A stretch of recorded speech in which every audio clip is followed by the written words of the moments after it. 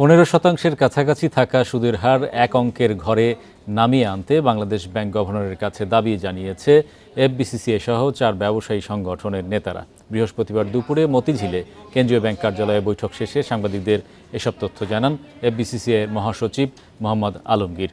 এ সময় তিনি আরও বলেন, 1 বছরের কাছাকাছি সময় ধরে নীতি সুদহার 10% বেশি। ব্যক্তি ও শিল্প খাতে ঋণে সুদের হার 14 থেকে 15% দাঁড়িয়েছে।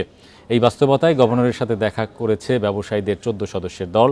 বৈঠকে ঋণ পরিশোধের সময়সীমা বাড়ানো ও এসএমইতে বন্ডেড ওয়্যারহাউস সুবিধা দিতেও গভর্নরকে অনুরোধ করা হয়। জবাবে আগামী অর্থ বছরেই সুদের হার এক অঙ্কে নামিয়ে আনার আশ্বাস দিয়েছেন গভর্নর আহসান এইচ মনসুর।